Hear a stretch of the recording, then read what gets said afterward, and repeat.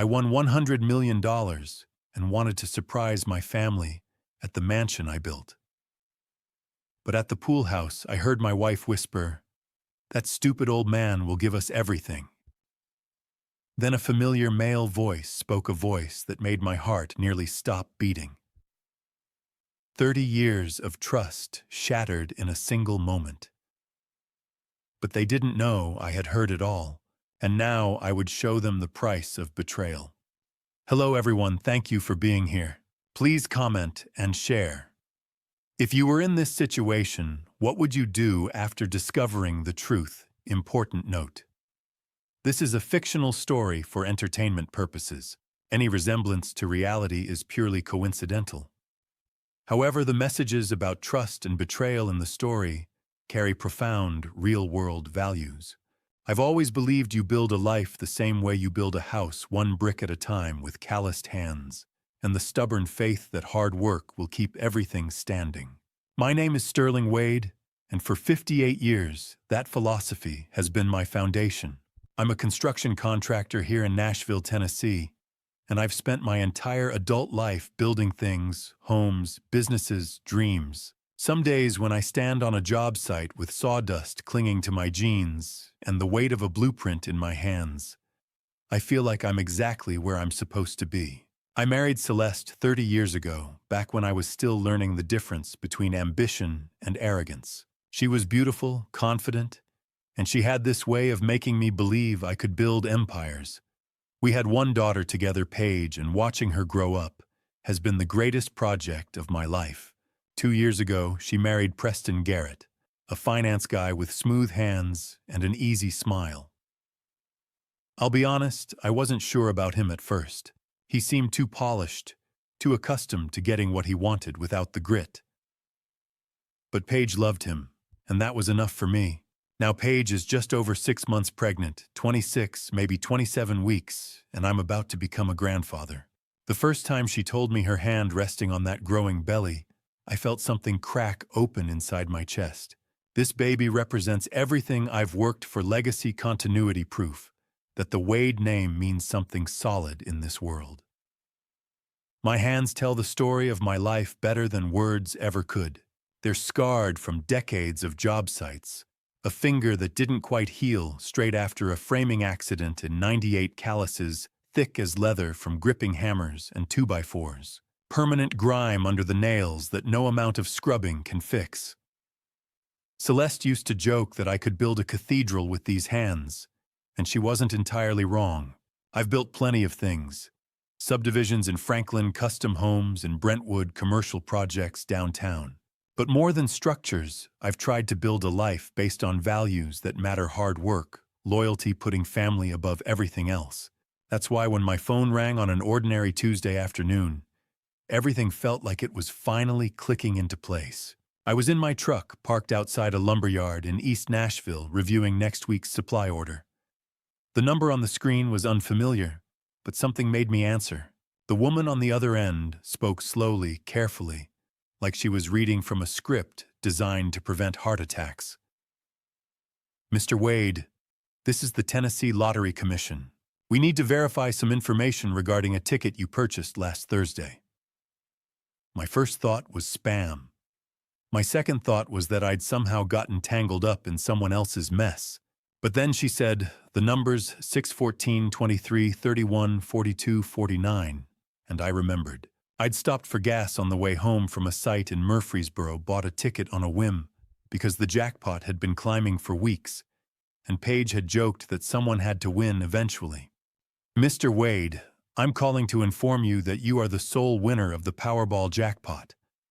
The amount is $100 million. $100 million. The words didn't make sense at first. I heard them, but they felt like they belonged to someone else's life, someone who wore suits and lived in penthouses and understood what numbers that big actually meant. And I sat there in my truck, staring at the dashboard, while the woman on the phone kept talking about claim procedures and financial advisors and wire transfers.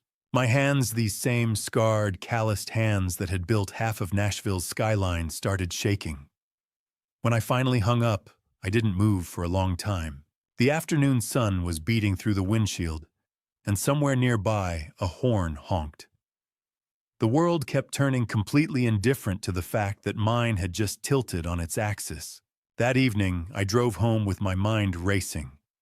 I'd never kept secrets from Celeste, not in 30 years. By the time I pulled into our driveway in Green Hills, I'd made my decision. She was my partner. She deserved to know. I found her in the kitchen preparing dinner. When I told her about the lottery, her eyes went wide, her hand flying to her mouth. "Sterling, are you serious? 100 million. Every penny," I said, still trying to believe it myself. She threw her arms around me and I held her, breathing in her familiar perfume. "This changes everything," she whispered. "Everything we've dreamed of." We stayed up late that night talking about possibilities. The mansion in Belle Meade I'd been building for Paige, now I could finish it perfectly, spare no expense. Preston's struggling business I could help. Paige and the baby, I could set up a trust fund that would secure their future. And Celeste, who'd stood by me through the lean years, who'd raised our daughter while I built my business. I could finally give her everything she'd ever wanted. "I want to announce it at the gender reveal party," I told her.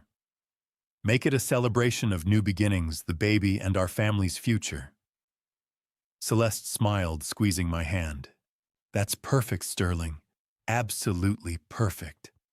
For the first time in years, maybe decades, I felt complete. I felt like every long hour, every sacrifice, every choice I'd made had been leading to this moment. This is what I worked for. This is what it all means. I had no idea I was sharing the most important news of my life with someone who was already planning how to take it all away. A few days after the lottery call, we had dinner at my house, the kind of evening I'd always treasured, or at least thought I had. It was Friday night, 3 days since I'd told Celeste about the money. The kind of Nashville evening where humidity hangs thick after sunset and cicadas drown out everything else. I'd invited Paige and Preston over for dinner, something we did monthly.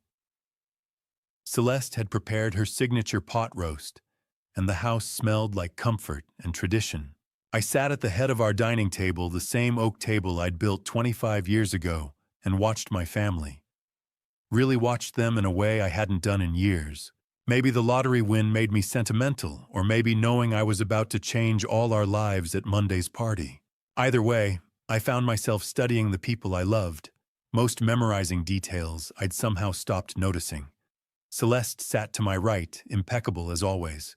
At 53, she still turned heads, perfectly styled auburn hair, touched up every 6 weeks, at that Green Hills salon designer clothes, fitting her slender frame like custom pieces, jewelry catching light with every movement.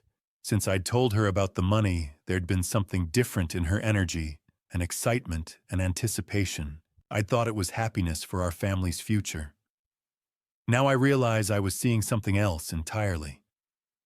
Preston sat across from me next to Paige, 34, handsome in that country club way, pressed khakis, Ralph Lauren polo hair, styled to look effortless. He asked about my work, seemed genuinely interested in the mansion's progress, but his questions felt rehearsed, like memorized lines. When I asked about his restaurant consulting business, his answers turned vague. "We're navigating some challenges, Sterling, but your support means everything," he said, squeezing Paige's hand. "Between the baby coming and the market being what it is, we're grateful for family." I nodded, wanting to believe the best. Preston had always been smooth, polished in ways I'd never managed. And then there was Paige. My daughter, 29 and glowing with that particular pregnancy radiance. She sat with one hand perpetually on her rounded belly, talking animatedly about nursery colors and baby names. Her eyes sparkled when she looked at Preston, full of unguarded trust and love. When she looked at Celeste, it was with admiration. And when she looked at me, gratitude. "Dad, you've given us everything," she said when conversation turned to the mansion. "I don't know how we'll ever repay you." "You don't repay family, sweetheart," I told her, throat tight. You just keep building, keep moving forward together.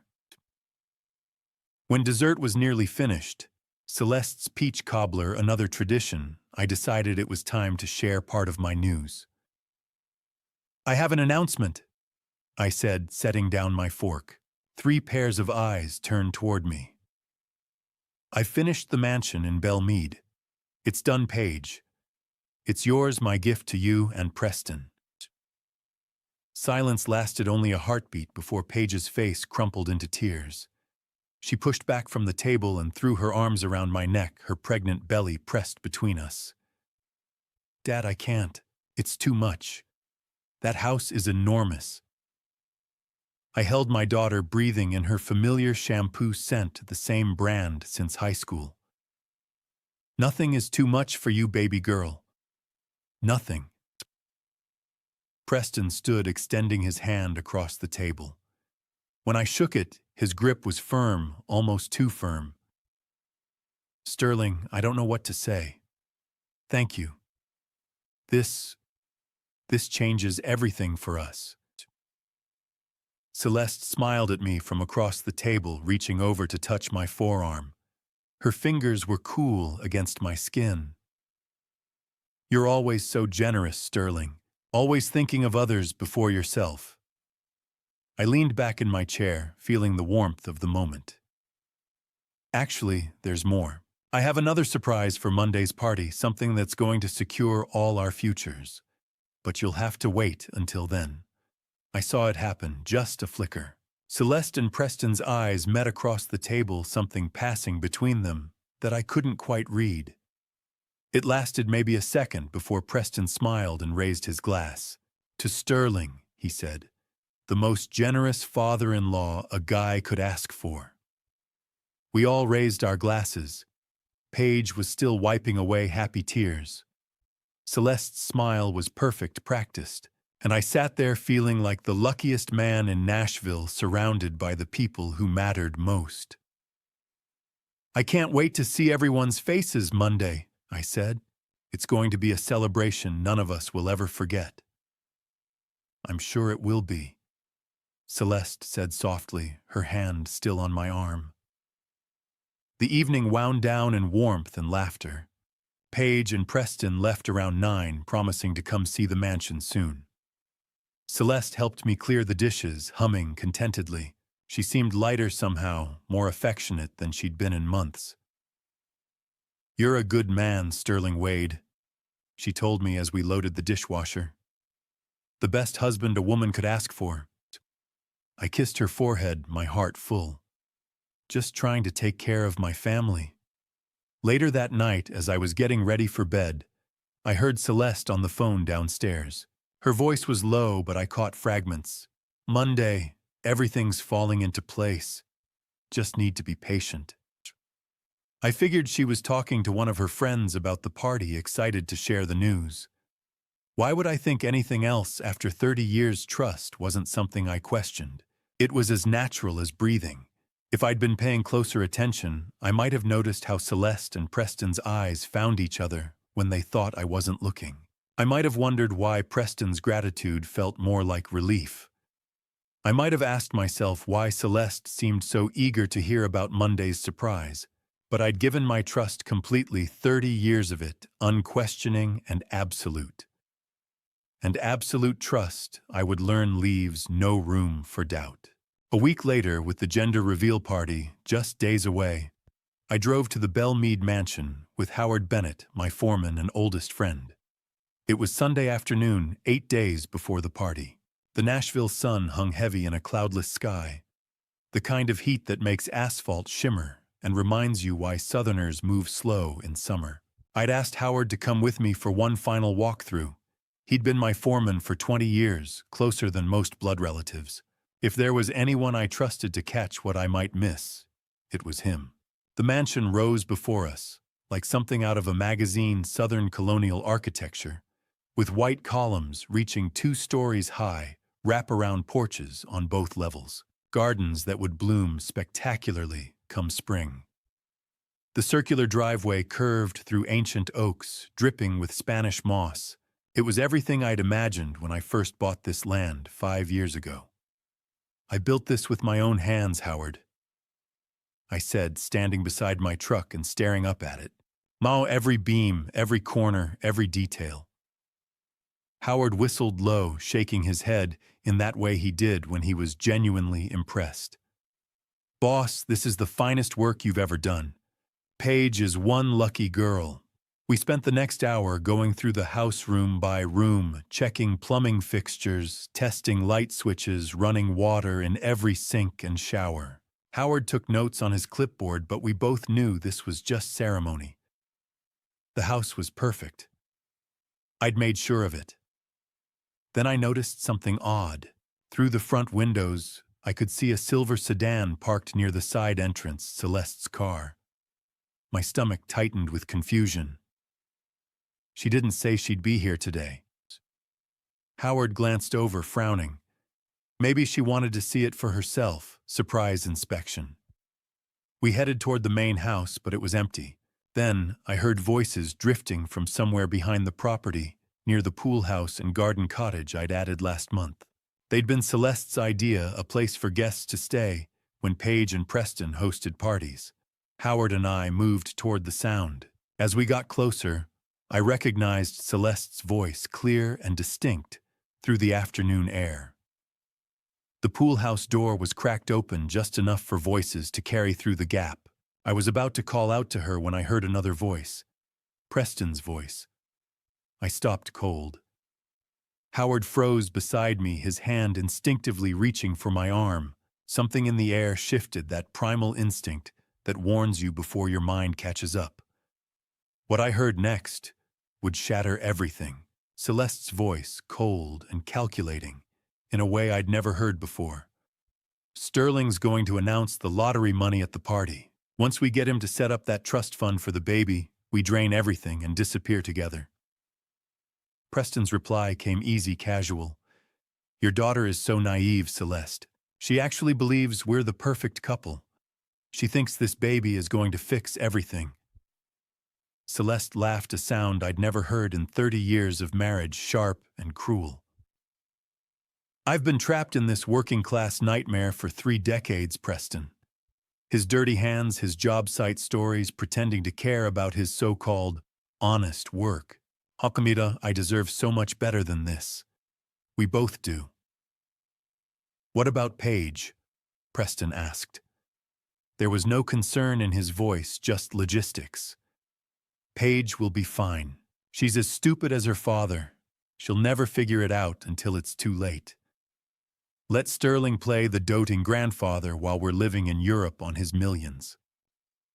What if he suspects something? He won't. Celeste's voice dripped with contempt. He's trusted me for 30 years. He's not going to stop now. People like Sterling, they build things, they work hard, but they don't think. They just believe. The world stopped. I couldn't breathe, couldn't move, couldn't process what I was hearing. Every word was a sledgehammer blow. 30 years. Dirty hands. Working-class nightmare. Stupid as her father. The woman I'd built a life with. The man I'd welcomed as a son. Together, planning to destroy everything while using my own granddaughter as bait. I felt Howard's hand tighten on my shoulder, grounding me. Brother, he whispered, his voice shaking. I heard it too. I'm here. My legs wanted to give out. My hands, these calloused, scarred hands that Celeste had just called dirty, clenched into fists. Through the crack in the door, I could see them now. Celeste leaning against the pool house wall, Preston standing close, too close. Not touching, but the intimacy between them was unmistakable. How long? How long had this been going on? How many times had I kissed her goodnight while she plotted with my daughter's husband? How many dinners had we shared where they'd exchanged those looks? I'd dismissed. We need to go, Howard whispered urgently. Now, before they know we're here. He was right. I couldn't confront them, not yet. Not like this. Not when rage was clouding everything. We backed away, carefully, silently, our boots finding soft grass instead of gravel. My heart hammered so loud I was certain they'd hear it. We made it back to my truck. Howard climbed in beside me, his face pale with shock and fury. He'd known Celeste almost as long as I had. He'd been at our wedding, had watched Paige grow up, had celebrated every milestone with us. Sterling. He started, but I held up my hand.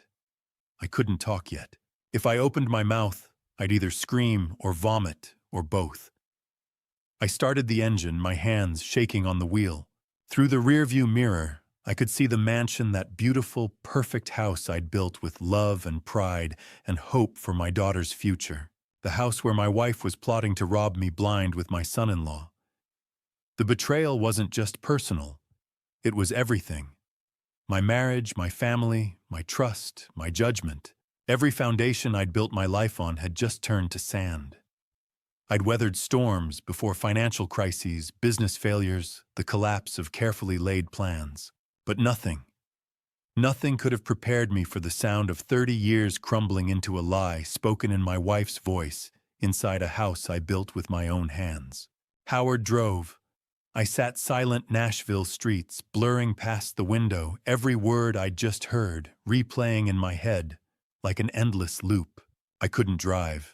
Couldn't trust my hands on the wheel, couldn't trust my judgment about anything anymore. Howard had taken my keys without asking, understanding what I couldn't say. The city scrolled past familiar streets that suddenly felt foreign, like I'd woken up in someone else's life. My mind wouldn't stop replaying it. Every sentence, every inflection, every casual cruelty. Dirty hands. I looked down at my palms, scarred and calloused from decades of honest work. These hands had framed houses, poured foundations, crafted dreams into reality, and she'd called them dirty. Working-class nightmare. Everything I'd built, everything I was reduced to her contempt. The business I'd grown from nothing, the reputation I'd earned one satisfied customer at a time, the values I'd tried to live by, all of it was just a prison to her. Stupid as her father. She thought we were both fools. Paige, my brilliant daughter who'd graduated summa cum laude, who'd built a career in education, who saw goodness in people stupid, and me who'd provided everything, who'd loved her unconditionally for 30 years, stupid for believing. Trapped for 3 decades. Our entire marriage a sentence she'd been serving every anniversary dinner, every family vacation, every quiet evening on the porch, had she been counting down the days until she could escape. The memories came flooding back, and now I saw them through a different lens. Our wedding day, had she been calculating even then, the night Paige was born, when I'd held Celeste's hand and cried, had that meant nothing. Our 30th anniversary last year, when I'd surprised her with a weekend in Gatlinburg, had she been thinking of Preston the whole time? Every night I'd come home with dirt under my fingernails. Proud of a good day's work, she'd felt disgust. Every construction story I'd shared at dinner, she'd been silently scorning me. Every time I'd reached for her hand or kissed her goodnight, I'd been touching someone who was just waiting for a chance to destroy me. The pain was physical, a crushing weight in my chest, like something vital had broken loose and was rattling around where it didn't belong. "Brother," Howard finally said, his voice rough. "What do you need? Just tell me, anything." I forced myself to focus, to think past the roaring in my ears. I need to protect Paige." Howard nodded, his jaw tight. "What about you? What do you need?" I shook my head. "Later. Paige comes first. She's pregnant, Howard. 6 months pregnant with Preston's child." I stopped, a new horror dawning. Or is it even his? Howard's knuckles went white on the steering wheel. "Don't do that to yourself. Not yet.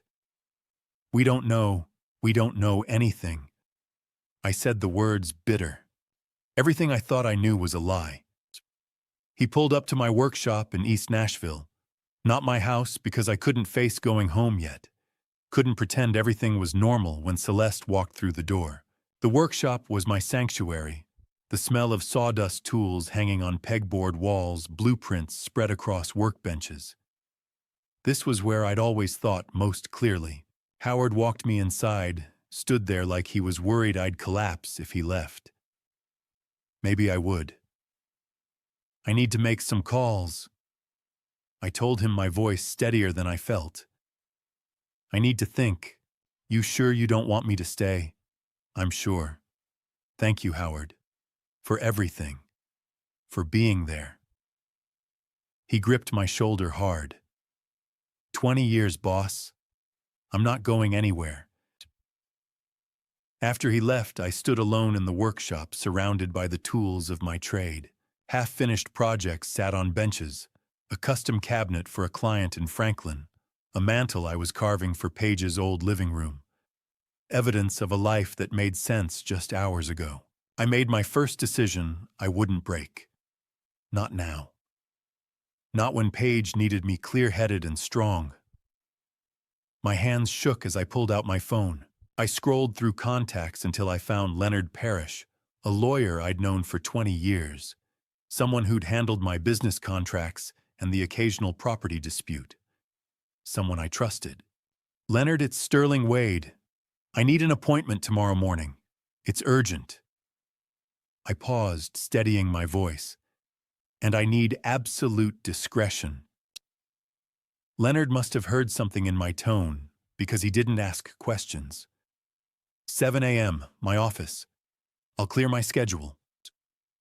After hanging up, I sat at my workbench staring at these dirty hands Celeste despised. They told the story of my life. Every scar had a memory attached.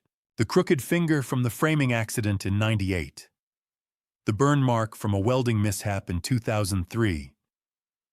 The calluses that never went away, permanent evidence of what I did, who I was. These hands had built our first house, a modest 3-bedroom in Donaldson, that we'd stretched to afford. They'd held Paige minutes after she was born, so tiny and perfect, I'd been terrified of breaking her. They'd built the mansion in Belle Meade, with every ounce of love I had, imagining my daughter raising her family there. And Celeste called them dirty. I thought about the $100 million sitting in an account I hadn't told anyone about yet. Money I'd planned to share, to use to secure their futures, to prove that all the hard work had meant something. They'd been planning to trap me into setting up a trust fund, then drain it and disappear. Using my granddaughter, my own flesh and blood, as bait. The rage came then, white-hot and clean. But underneath it was something worse: shame. How had I missed this? How had I been so blind?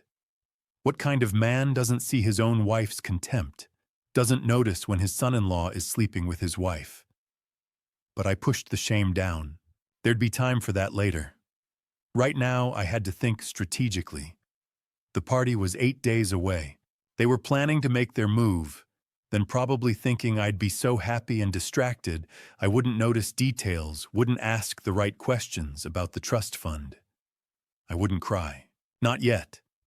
First, I had to protect my daughter from the truth I'd just discovered. Then, and only then, would I allow myself to shatter. But shattering was a luxury I couldn't afford right now, not when Paige's whole world was about to break. The next morning, Monday, I met Leonard Parrish at his downtown Nashville office, trying to keep my hands steady as I shook his. Leonard's practice occupied the 10th floor of a glass building overlooking the Cumberland River. I'd been here before contract signings, property disputes, the routine business of construction work. But walking through that door at 9 a.m., I felt like a different person than the one who'd signed those papers. That man had trusted. This man knew better. Leonard took one look at my face and gestured toward the leather chairs facing his desk. "Sterling, sit down." "What happened?" I told him everything. The lottery win, $100 million I'd been planning to share with my family. The mansion I'd built as a gift. And then the words I'd overheard at the pool house. I repeated Celeste and Preston's conversation, as precisely as I could remember every contemptuous word burned into my memory. Leonard listened without interrupting, his expression growing grimmer with each sentence. When I finished, he leaned back in his chair and let out a long breath. Sterling, I'm sorry. I can't imagine. But legally, this is very clear. We're looking at infidelity conspiracy to commit fraud, possibly more depending on how deep this goes. He pulled out a legal pad and started making notes. First question, the lottery money. Who claimed it? Whose name is on the account? Mine, I said. Just mine. I bought the ticket with my own money, claimed it myself. Haven't told anyone but Howard. Good. That's very good. Leonard wrote something down. In Tennessee, lottery winnings claimed during marriage can be considered marital property if commingled with joint assets. But since you haven't told Celeste, haven't deposited it into joint accounts, and can prove it was purchased and claimed solely by you, we can argue it's separate property. My head was spinning with legal terminology, but I focused on what mattered. Can she take it? Not if we move fast. We need to establish clear protections immediately, separate accounts, legal documentation, everything firewalled before she knows it exists. Leonard outlined the strategy, his voice crisp and professional, but I could hear the anger beneath it. He'd met Celeste at firm parties, had probably thought we were the model couple.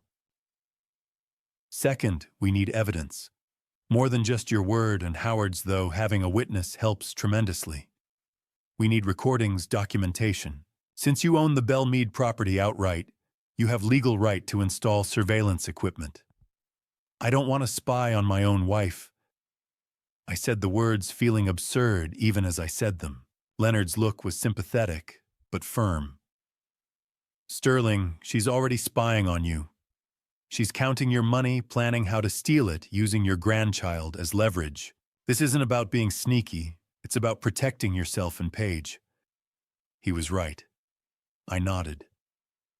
Third, we need financial protection beyond just the lottery money. I'm going to refer you to Vincent Cross, best financial advisor in Nashville. He'll help you separate your assets, establish trusts, make sure everything you've built over 30 years doesn't disappear in a divorce settlement. How long will all this take? I asked. Leonard considered. To gather solid evidence, build an airtight case, 2 weeks minimum. 3 would be better. The party's next Monday, I said. 8 days from now. Leonard looked up sharply. You're still planning to have it? They're expecting it. If I cancel, they'll know something's wrong. And yes, Leonard, I'm planning to expose them there. In front of everyone. His tone was careful, neutral. About 35 people. Family, close friends. Not a media circus, but yes, they need to know the truth. Celeste and Preston were planning to humiliate me in the dark. I'll give them the truth in the light. Leonard studied me for a long moment. All right. If that's what you want, we'll make it happen. But Sterling, once you do this, there's no going back. Your marriage is over. Your relationship with your son-in-law is over. Your daughter's marriage is probably over. Are you prepared for that? I thought about Paige, 6 months pregnant, believing her husband loved her and her mother supported her. I thought about the life I'd imagined just days ago. Christmases together, watching my grandchild grow up surrounded by family. All of it was already gone, burned to ash by words spoken in a pool house. I'm prepared, I said. And Leonard, I need this done right. No mistakes, no loopholes they can slip through. You have my word. By 2 that afternoon, I was sitting in Vincent Cross's office 3 blocks away. Vincent was younger than Leonard, maybe 40, with the sharp eyes of someone who made his living spotting financial traps before his clients fell into them. Leonard had called ahead, explained the situation. Vincent didn't waste time on sympathy. First priority, securing the lottery money. We'll establish an irrevocable trust immediately with you as the sole beneficiary. Your wife won't even know it exists, let alone be able to access it. He typed rapidly on his computer, pulling up documents and forms. Second, your business assets. Wade Construction, that's entirely in your name. Yes, started it before we married, built it myself. Good. We'll firewall that too. Third, joint accounts. I'm recommending we freeze everything. File the paperwork today, effective immediately. She'll notice, I said. She'll notice everything's fine until she tries to access the accounts. By then, you'll have already made your announcement. Vincent's smile was thin. Sometimes the best defense is not giving them a chance to attack first. Over the next 3 hours, I signed more documents than I could count. Trust agreements, asset protection forms, declarations of separate property. Each signature felt like closing a door on 30 years of my life. Vincent walked me through every page, explaining in plain English what each document meant. By the time we finished, the $100 million was locked in a trust only I could access. My business was protected. The mansion in Belmead, still titled solely in my name since it was meant as a gift, remained mine to do with as I pleased. Leonard pushed the final stack of papers across his desk when I returned to his office at 5. Sign here and your wife won't be able to touch a penny of that money. I signed without hesitation, 30 years of trust erased with one stroke of a pen. But it wasn't cruelty. It was clarity. Celeste had shown me exactly who she was. I was just making sure she couldn't destroy me with that knowledge. Over the next few days, from Tuesday through Thursday, Howard and I returned to the Belmead mansion to install the surveillance equipment Leonard had approved. Tuesday morning, I picked Howard up at 6 a.m. We drove to Belmead in silence, my truck loaded with small cameras disguised as smoke detectors and audio recorders no bigger than buttons, technology that would let me spy on my own wife in a house I'd built with my own hands. We worked methodically, installing cameras in the pool house, where I'd overheard that first conversation, and in the main living room. Howard handled the technical aspects, while I fed him tools and tried not to think too hard about what we were doing. Walking through that mansion was torture. Every room I'd framed, every detail I'd obsessed over, now it was all just part of a trap I was setting. The crown molding I'd spent weeks perfecting, the custom built-ins, the hand-laid tile, all of it built with love for my daughter's future, now weaponized to catch the people trying to destroy her. Boss, Howard said quietly as we finished. You're doing the right thing. Paige needs to know the truth. I nodded, not trusting my voice. By Wednesday morning, the system was operational. I set up alerts on my laptop, then waited. The first recording came through Thursday morning at 10:15. My phone buzzed while I was reviewing permits at my office. My hands shook as I clicked play. Celeste and Preston were back at the pool house. The party's in 5 days, Preston said casually. I've already booked flights to Geneva 2 weeks out. First class, obviously. I'll follow 3 days later, Celeste replied. After I've transferred everything from the trust fund, we need the time gap to look natural. My stomach churned. They'd thought of everything, choreographed every step. What about Sterling? Preston asked. Celeste laughed that cold sound. He'll be devastated, completely destroyed, but that's not our problem anymore. Let him drown in his working-class misery while we're sipping champagne in Switzerland. I had to stop the recording, had to stand up, pace, breathe. The second recording came that afternoon. Preston's voice had lost its casual confidence. The restaurant consulting business is done, Celeste. Completely underwater. I've been embezzling from investors to cover losses, and there are some very dangerous people who want their money back. A pause. How dangerous? The kind who don't sue, the kind who break things. Preston sounded scared. That's why we need Sterling's money. This isn't just about lifestyle anymore. It's survival. So Preston wasn't just a con man. He was desperate, backed into a corner by his own failures. And he'd decided my family's destruction was his way out. The third recording hit hardest, Friday evening, just as I was shutting down for the night. Celeste's voice. We've been planning this for 3 years, Preston. Since we first met at that fundraiser, since you told me about your business ideas, and I saw a way out. Everything since then, the courtship, the wedding, even the pregnancy, it's all been calculated. Paige never suspected. Paige is exactly like her father, trusting, naive, desperate to believe the best in people. The pregnancy was the final piece. I knew once there was a grandchild involved, Sterling would do anything. 3 years. They'd been plotting this since before Preston and Paige were even engaged. My daughter's entire marriage was a lie from the very first date. Saturday morning, I met Diana Frost at a small diner in Hermitage. Diana was Preston's secretary, until she'd realized what he was really doing. She slid a manila folder across the table, hands trembling. I've felt sick about this for months, Mr. Wade. These are emails between Preston and your wife going back 3 years. And these are financial documents showing how Preston was planning to get you to sign fake business loan papers. I opened the folder. The emails were damning casual discussions of the Wade Project, strategies for managing Sterling's expectations, debates about timeline and exit strategy. They discussed my life like I was a mark, a target. They were going to drain you dry, Mr. Wade, Diana said quietly. Not just the lottery money, everything. Your business, your assets, your reputation.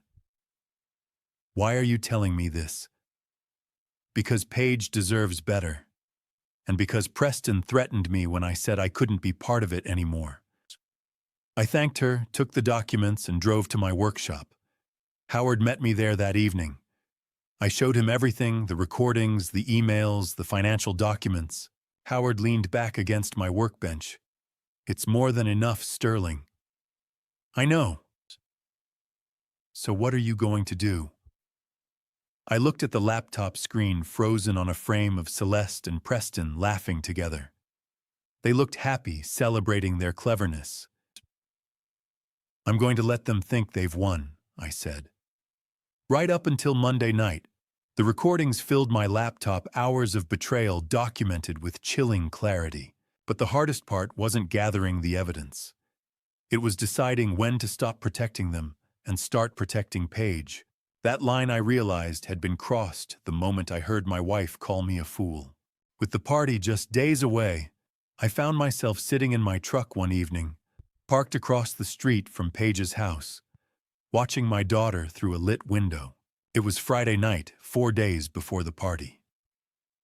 Through the window, I could see Paige folding tiny baby clothes at her kitchen table, smiling, one hand resting on her belly. Preston was there too, sitting on the couch with his phone occasionally looking up to say something that made her laugh. From the outside, they looked like the perfect couple, young, happy, expecting their first child. The American dream playing out in a modest house in East Nashville. But I knew the truth rotting beneath that picture-perfect surface, and my heart twisted in my chest. In 4 days, my daughter's world would collapse. The question that had been haunting me for a week grew louder. Should I tell her now? Pull her aside, sit her down, explain everything before Monday's party? Spare her the public revelation, the witnesses, the spectacle of watching her mother and husband exposed in front of family and friends? But Leonard had been clear. Don't tell her while she's alone with Preston in that house. Don't put her in a position where he can manipulate her, threaten her, or worse. The "or worse" hung in the air between us. Preston was desperate, backed into a corner by dangerous people. Desperate men did desperate things. So I sat in my truck and watched my phone in my hand, torn between protecting my daughter from immediate danger and protecting her from the truth that would shatter everything she believed. I made a call instead. Lauren, it's Sterling Wade, Paige's dad. Lauren Blake had been Paige's best friend since high school. She was a nurse at Vanderbilt, steady and sensible, the kind of friend who showed up when life fell apart. Mr. Wade, is everything okay? I need you at the party on Monday, I said, choosing my words carefully. And I need you to stay close to Paige. Very close. She's going to need you. There was a pause. Lauren was smart enough to hear what I wasn't saying. What's going to happen? I can't explain right now, but trust me, she needs her best friend there. Can you promise me that? Of course, I'll be there. I hung up and sat in the darkness, watching my daughter smile at a man who'd been lying to her for 3 years. My hands gripped the steering wheel so hard my knuckles turned white. Meanwhile, at home, I had to keep performing. Every dinner with Celeste was a masterclass in acting worthy of an Oscar. She'd sit across from me talking about the party, about our future, about all the wonderful things we'd do with the money. Sterling, I'm so proud of you, she said Wednesday night over chicken parmesan. $100 million, we're going to do amazing things. Maybe a house in France. I've always wanted to summer on the Riviera. Every word was poison, but I smiled and nodded.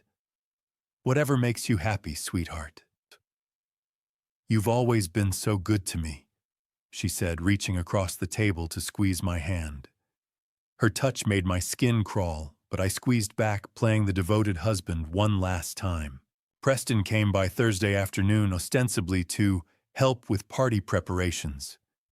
He shook my hand with that confident grip, looking me straight in the eye like the world's greatest con man. Sterling, I can't thank you enough for everything you've done for us. The house, the support, just everything. I wanted to break every finger in that hand. Instead, I clapped him on the shoulder. Family takes care of family, Preston. That's what we do. After Monday's announcement, we should sit down and talk about some investment opportunities. I've got some ideas that could really multiply that lottery money. I bet you do, I thought. Out loud, I said, absolutely. Everything's going to change after Monday. He smiled, thinking I meant I'd be writing checks. He had no idea what everything's going to change really meant. Thursday afternoon, Paige stopped by to help with decorations. She was radiant, practically glowing with pregnancy and happiness. We worked together, hanging streamers and setting up tables, and she chattered away about baby names and nursery themes and all the dreams she had for her family. Dad, everything's going to be perfect, she said, hanging a banner that read, boy or girl, across the garden arch. I can feel it. This baby, our life together. The new house, it's all falling into place exactly like it should. I pulled her into a hug, holding her tight, feeling her belly press against me, my grandchild innocent and unaware of the storm about to break for all of us. And I love you, baby girl, I said into her hair. More than anything in this world. No matter what happens, you remember that. No matter what you hear or what you learn, I love you, and I'll always be here for you. She pulled back, laughing, confused by my intensity. Dad, you're being weird. Of course I know you love me. Is everything okay? Everything's going to be okay, I promised, hoping it was true. I just want you to know that you can always count on me. Always. She hugged me again, then went back to hanging decorations, humming happily. And I stood there watching her, memorizing this moment, the last time my daughter would be this innocently happy, before I took a sledgehammer to the illusions holding her world together. That night, after she left, I sat in my workshop alone. The evidence was all compiled, organized, ready. The party was planned down to the last detail. Leonard had the legal documents prepared. Vincent had secured all the assets. Howard would be there for support. Lauren would be there to catch Paige when she fell. Everything was ready. Everything except me. Because no matter how righteous the cause, no matter how justified the revelation, I was about to destroy my daughter's happiness. Her marriage, her trust in her mother, her faith in the family she'd grown up believing in, all of it would shatter Monday afternoon. I was saving her from a worse fate, I knew that. Better she learn now than after they'd stolen everything and disappeared. Better she know before the baby came. Better she escape this web of lies while she still could.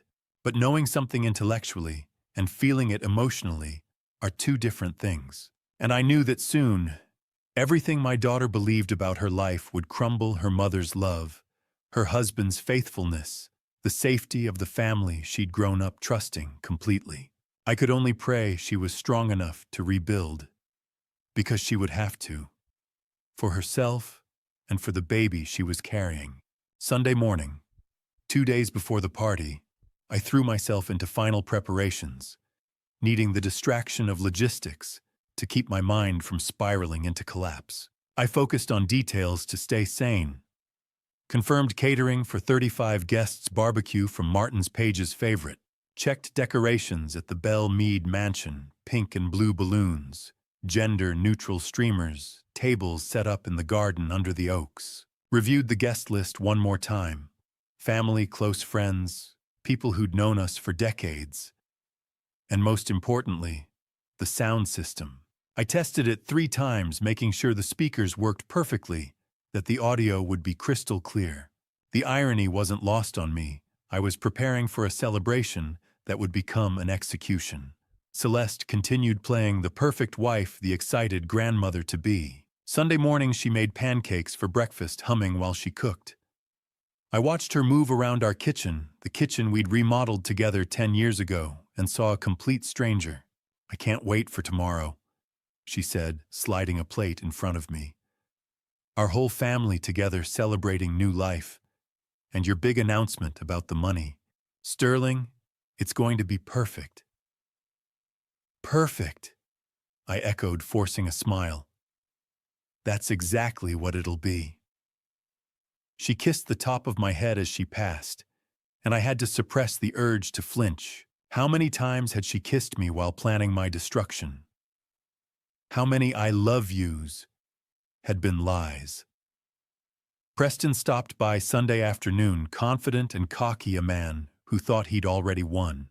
He found me in the garage loading supplies into my truck for tomorrow's setup. "Need help, Sterling?"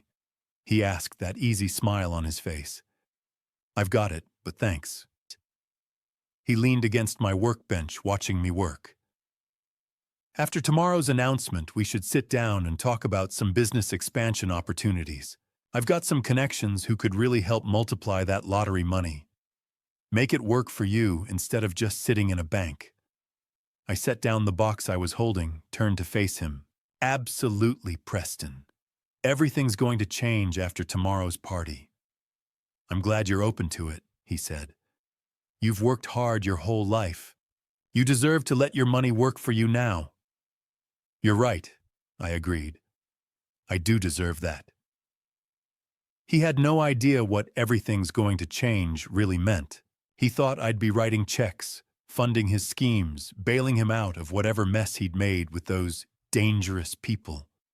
He didn't know that in less than 24 hours, he'd be lucky if he wasn't arrested.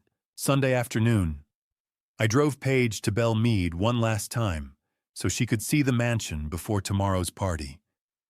We walked through the rooms together, her hand in mine like when she was little. "Dad, it's perfect," she breathed, standing in the master bedroom that overlooked the garden. Tears streamed down her face, happy tears, the kind that broke my heart. I can't believe you built this for us, for our family. You deserve it, baby girl. You and that little one." I placed my hand on her belly, felt a tiny kick. My grandchild, innocent of everything about to unfold. "Preston and I are so lucky," she said, leaning her head on my shoulder. "To have you, to have this house, to have each other. Sometimes I feel like I don't deserve this much happiness." I wrapped my arms around her, memorizing the feel of her absolute trust. "You deserve everything good in this world. Don't ever forget that." We stood there for a long time, father and daughter, in a house built with love that would soon become evidence in a divorce. The night before, 2 a.m. Monday morning, I was in my workshop surrounded by tools and the smell of sawdust. Sleep was impossible. Every time I closed my eyes, I saw Paige's face, heard her talking about how lucky she was, how perfect her life had become. I kept asking myself the same questions on an endless loop.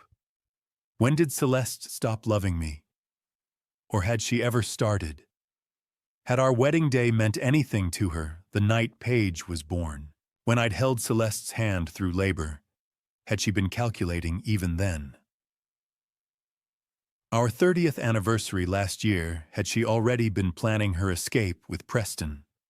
30 years of memories, all contaminated now by doubt. At 3 a.m., Howard's truck pulled up.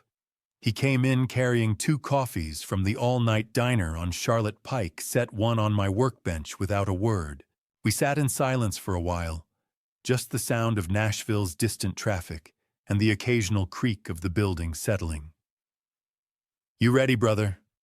Howard finally asked. I took a long drink of coffee, let the bitterness coat my tongue. "No, but it doesn't matter. In about 12 hours, the truth comes out. No turning back." "You could still cancel," he said quietly. "Tell Paige privately, handle this without the spectacle." I'd considered it 1,000 times. And give them a chance to spin it, to manipulate her, to make me look like the crazy, jealous husband, numbered evidence first, truth second. That way nobody can deny what they've done. Howard nodded slowly. "For what it's worth, I think you're doing the right thing. It's going to be brutal, but it's right." "Doesn't make it easier." "No," he agreed. "No, it doesn't." At 5 a.m., Howard left to get a few hours of sleep before the party. I walked out to the front porch of my workshop, watched the sky lighten over East Nashville.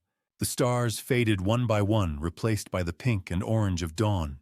Celeste was still asleep at home, probably dreaming of Switzerland, of freedom, of spending my money with Preston in some European paradise. In 12 hours, she'd be exposed in front of everyone she knew. And Paige would learn that her mother and husband had been conspiring to destroy her father, using her and her unborn child as leverage in an elaborate con. I thought about my daughter sleeping peacefully at home, one hand probably resting on her belly even in sleep, secure in her belief that she was loved and protected. That security would be gone by evening. But better now than later. Better the truth than a comfortable lie. Better she rebuild her life on solid ground than continue building on quicksand. I didn't sleep that night. I sat on the porch as dawn broke over Nashville, watching the stars fade, wondering if the woman sleeping in my bed had ever truly loved me, or if from the very beginning she'd been counting down the days until she could finally leave. That afternoon, as Nashville's sun warmed the Belmead garden, I stood at the mansion I'd built and watched the first guests begin to arrive. 2 p.m. Monday. The party was starting.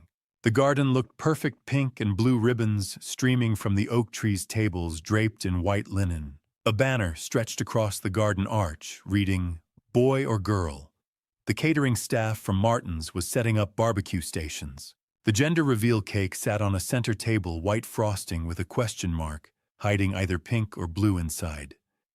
Everything looked like a celebration. Only I knew it was a trial. I stood near the mansion's back entrance, greeting guests as they arrived. 35 people, just as planned.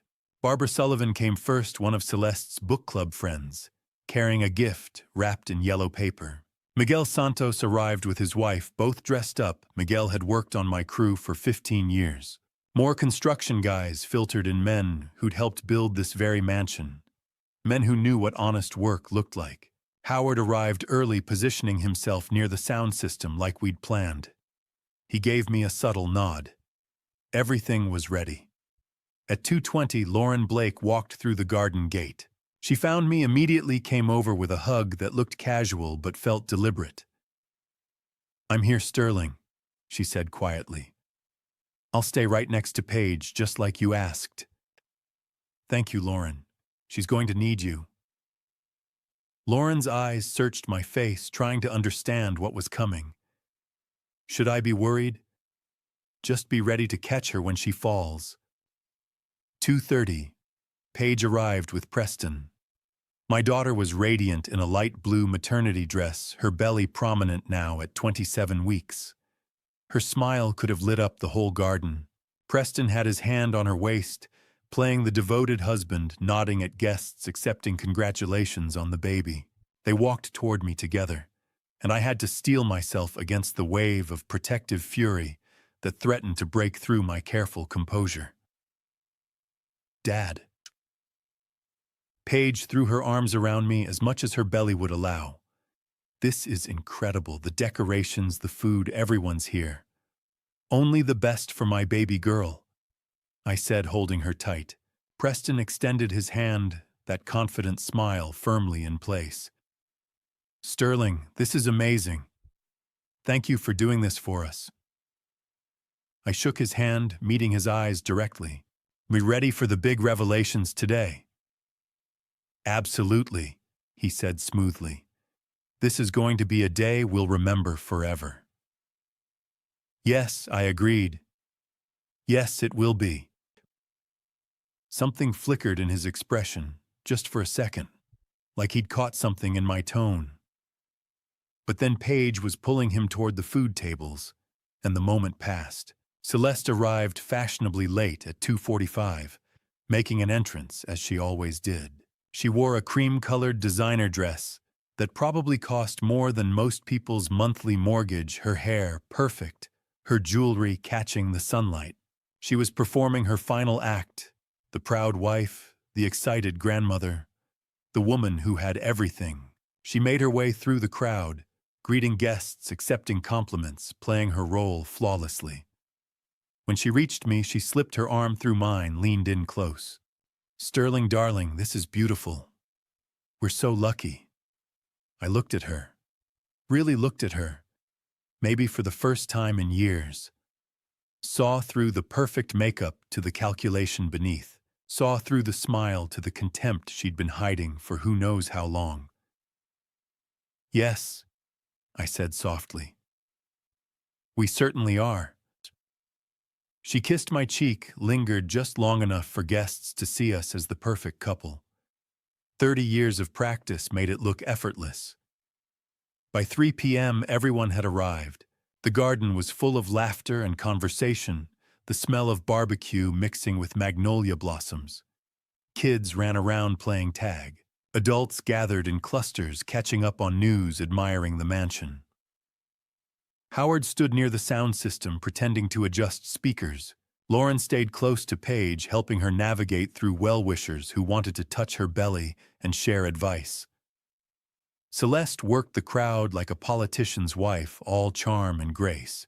And Preston stood with a group of my crew guys, telling some story that made them laugh, his hand, holding a beer, looking relaxed and comfortable.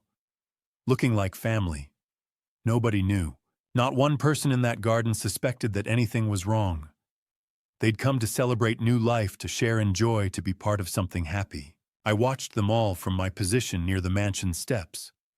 Watched my daughter glow with happiness. Watched my wife perform affection she didn't feel. Watched my son-in-law play the role of devoted husband while planning to abandon ship with millions of my dollars. The weight of what I was about to do settled over me like a physical thing. In 15 minutes, I would destroy the illusion. I would take this scene of celebration and turn it into something else entirely. These people, my friends, my employees, my family, would witness the dismantling of everything they thought they knew about the Wades. Was I doing the right thing? The question had haunted me for days, but standing there watching Preston laugh with my crew while planning to betray my daughter, watching Celeste smile at guests while counting down to her escape, I knew the answer. Truth was always right, even when it hurt. Especially when it hurt. At 3:10, I caught Howard's eye. He nodded once, confirming the system was ready. I saw Lauren position herself closer to Paige, one hand resting casually on my daughter's shoulder. Strategic support for the collapse to come. 3:15. Time. I walked to the microphone that had been set up near the cake table. The movement caught people's attention, and conversations began to quiet. Someone clinked a glass, and the garden fell silent, all eyes turning toward me. Paige and Preston stood in the center of the crowd, holding hands, smiling. Celeste stood nearby, her posture perfect, her expression one of proud anticipation. Around them, 33 people waited expectantly for the celebration to continue. This was the moment, the point of no return. Once I started speaking, there would be no way to undo what followed. Lives would change. Relationships would end. Truth would emerge from whatever dark place it had been hiding. Everything looked so perfect. The decorations, the laughter, the family gathered to celebrate. And that, I thought, was the cruelest irony of all. Betrayal always wore the mask of normalcy right up until the moment it was ripped away. The countdown began. I stood at the microphone watching everyone gather close around Paige and Preston. 3, 2, 1. Confetti cannons exploded. Pink burst across the garden, like a celebration of spring, ribbons of rose and fuchsia streaming through the air, catching sunlight floating down over the crowd like blessings. It's a girl. Paige screamed with joy, her hands flying to her face. Preston lifted her carefully, mindful of her belly, and spun her around while she laughed and cried at the same time. The crowd erupted in cheers and applause. Women rushed forward to hug Paige. Men clapped Preston on the back. "A granddaughter!" Celeste exclaimed, her voice carrying over the celebration. She dabbed at her eyes with a tissue, the perfect image of an emotional grandmother. "Oh, Sterling, a little girl." Everything was radiant. Pink confetti drifted down onto white tablecloths. The cake was cut, revealing pink layers inside. Champagne was poured. People toasted to the baby, to Paige and Preston, to new beginnings and bright futures. I made my way through the crowd to my daughter. She threw her arms around me, her face wet with happy tears. "Dad, a girl. We're having a girl." I held her tight, and for the first time since learning the truth, I let myself cry too. Real tears for the granddaughter I'd love and protect, for the daughter whose world I was about to shatter, for the innocence that was about to die in this beautiful garden. "I love you, baby girl," I whispered into her hair. "Whatever happens, whatever you hear or learn today, I love you and I'll always be here. Always." She pulled back, laughing through tears, not understanding the weight behind my words. "I love you too, Dad. You're the best father anyone could ask for." Preston stood nearby, accepting congratulations, his arm around Paige when she returned to his side. He caught my eye and raised his glass to me. A salute, a thanks, a celebration of what he thought was his impending payday. I raised my glass back. Wait, I thought. Just wait. I let the celebration continue for 10 minutes. Let people eat cake, take photos, toast the baby girl who would carry the Wade name into the next generation. Let them have this moment of pure joy before I took it away. Then I returned to the microphone. Tapped it once, twice. The sound cut through the laughter and conversations began to fade. People turned toward me, expectantly smiling, ready for more good news. "You everyone, if I could have your attention for just a moment more." The garden fell silent. 35 faces turned toward me, family, friends, colleagues, people who'd known me for decades, people who trusted me, and 3 people who'd been lying to me. I want to share something else with you all. Something I've been keeping quiet until today. I paused, making sure every eye was on me. Recently, I came into some money. $100 million to be exact. The gasp that went through the crowd was audible. Eyes widened, jaws dropped. Someone, Barbara Sullivan, I think, actually put her hand over her mouth in shock. I won the lottery 2 weeks ago. I continued, my voice steady and clear, and I kept it quiet because I wanted to do something meaningful with it, something that would secure my family's future. I saw Preston's eyes light up with naked greed, saw Celeste's smile turn triumphant, victorious. This was what they'd been waiting for. The announcement. The moment when I'd reveal the money and offer to share it, walking right into their trap. I planned to split it, I said. Half for my daughter and granddaughter, set up a trust fund that would ensure they never wanted for anything. The other half for my wife and son-in-law to help with Preston's business ventures, to let Celeste have the lifestyle she's always wanted. Celeste reached over and touched my arm, her expression tender. Sterling, you're too generous. You've always been too generous. Around us, people smiled. This was the happy ending they'd expected. Lottery win, new baby family taken care of.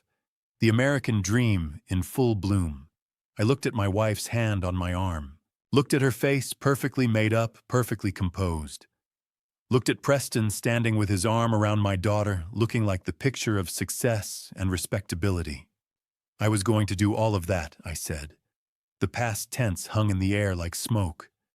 I was going to announce it today, make it part of this celebration, share my good fortune with the people I loved most. Something in my tone made people shift uncomfortably. The smiles began to falter. Lauren moved closer to Paige, her hand finding my daughter's shoulder. Celeste's smile stayed fixed, but I saw uncertainty flicker in her eyes. Preston's posture changed, tension creeping into his shoulders. Howard stood by the sound system, his finger hovering over the button we'd prepared, waiting for my signal. I let the silence stretch, let the anticipation build, let them wonder where this was going. 35 people waited, some still smiling, some beginning to frown, all of them focused completely on me. My face changed. The warmth drained from my voice. The mask I'd been wearing for the past 2 weeks finally fell away. I was going to split it that way. I repeated, my voice now ice cold. But then I discovered something that changed absolutely everything. Celeste's hand dropped from my arm. Preston's grip on Paige tightened, protective or possessive, I couldn't tell. Paige looked confused, glancing between us, sensing the shift in atmosphere but not understanding it. "Dad," she said quietly. "What do you mean?" I looked at my daughter, memorizing her face in this last moment of innocence. Then I looked at Celeste, at Preston, at the two people who'd planned to destroy everything I'd built.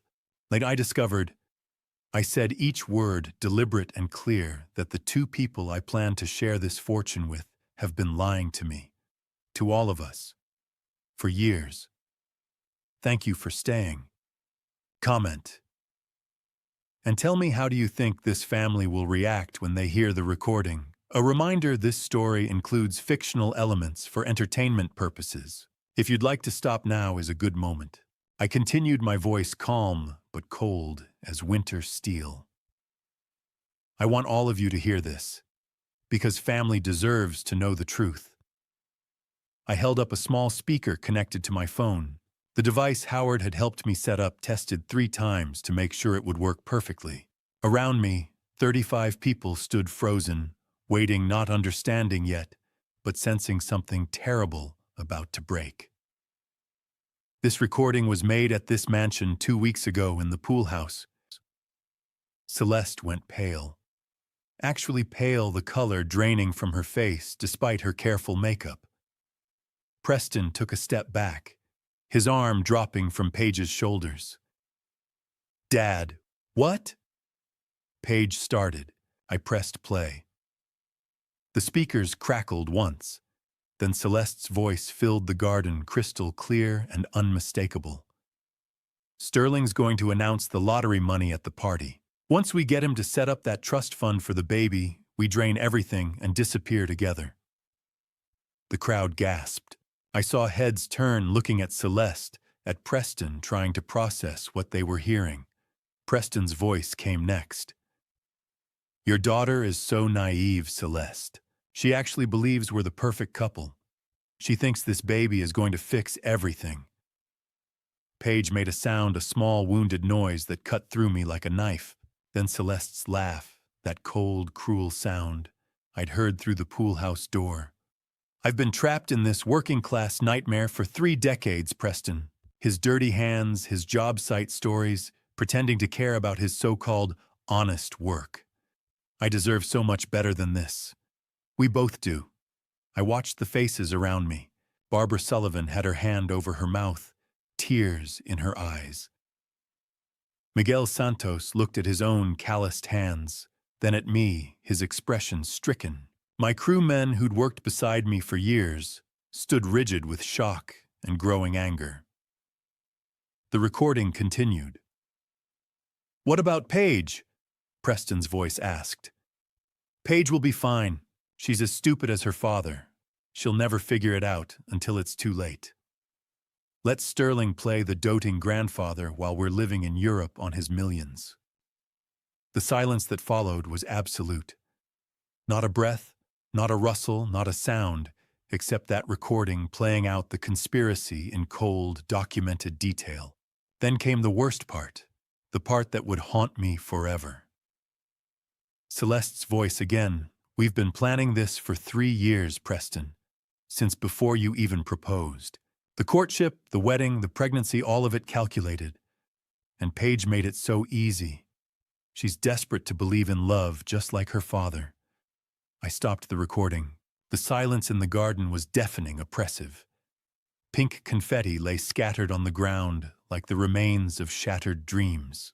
Paige stood in the center of it all, one hand on her belly, her face cycling through emotions too fast to process confusion, disbelief, dawning horror, devastation.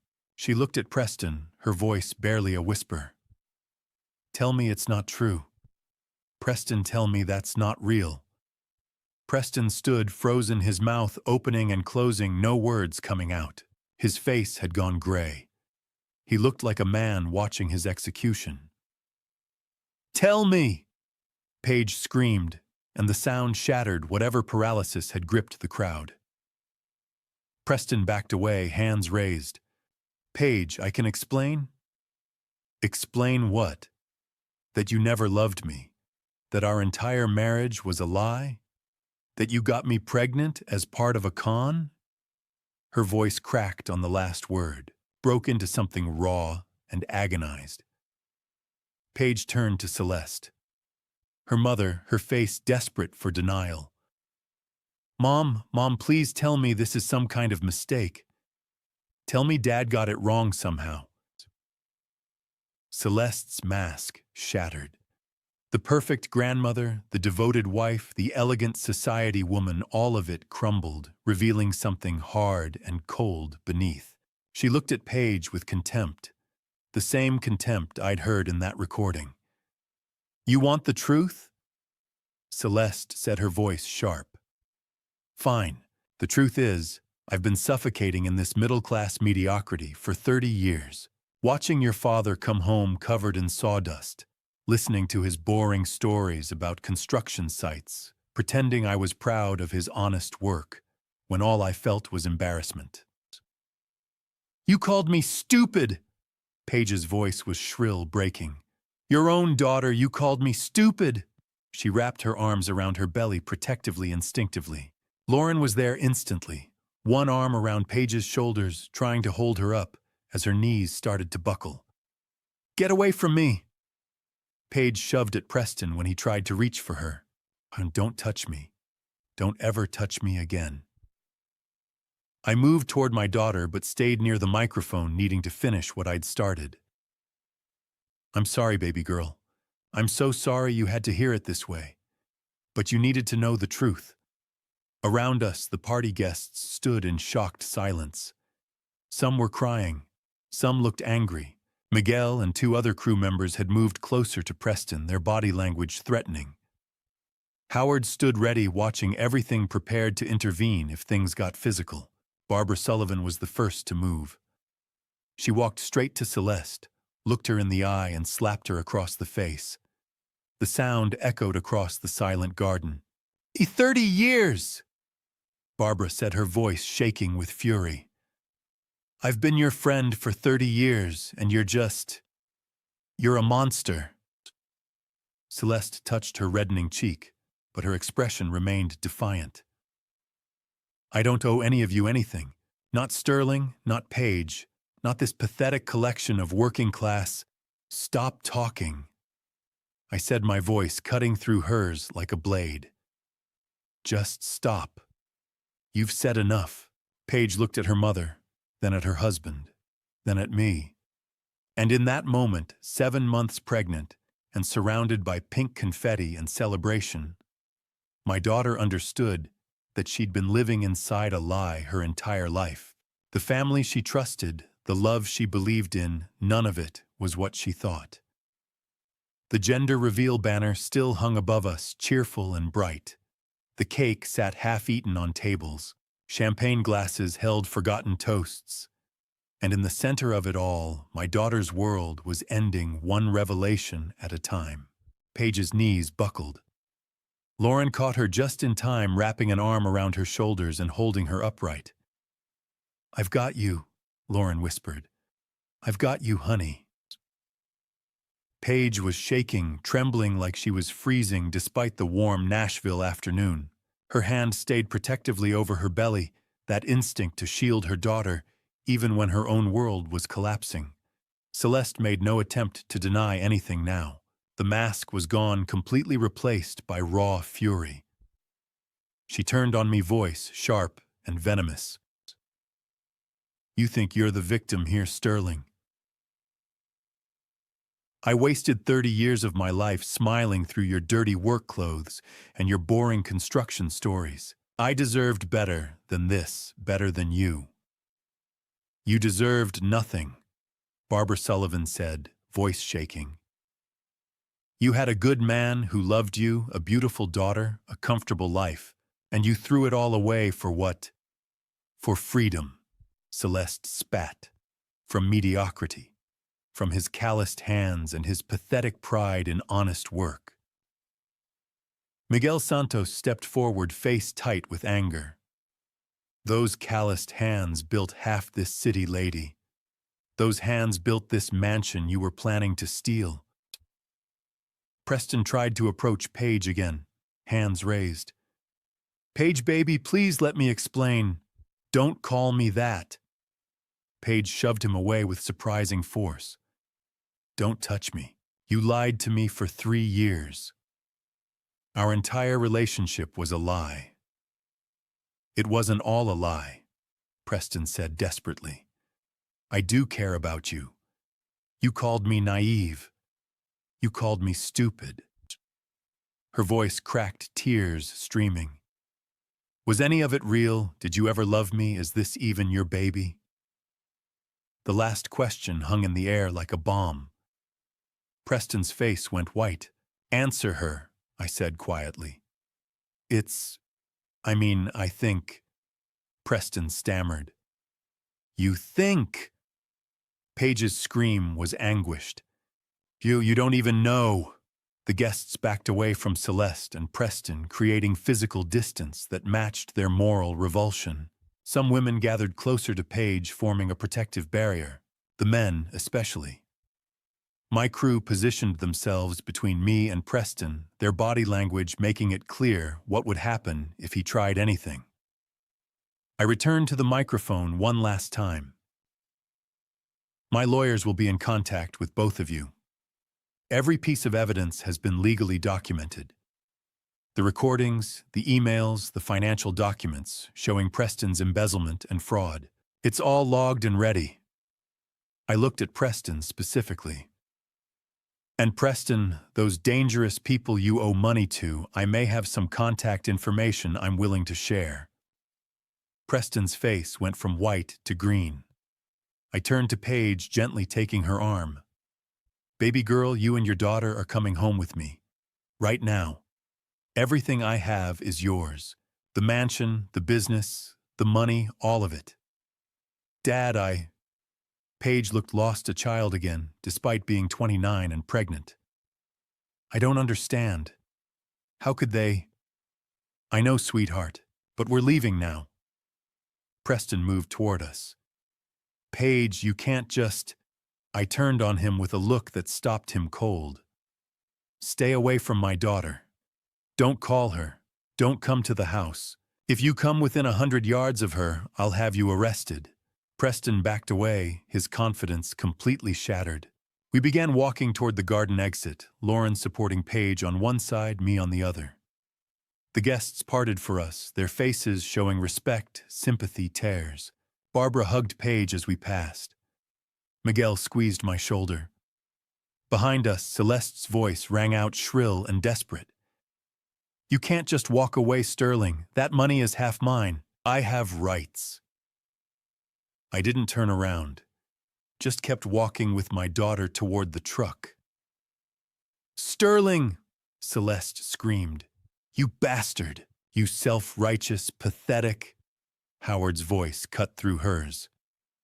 Ma'am, I'm going to have to ask you to leave. This is private property. I helped Paige into my truck, Lauren climbing into the back seat with her.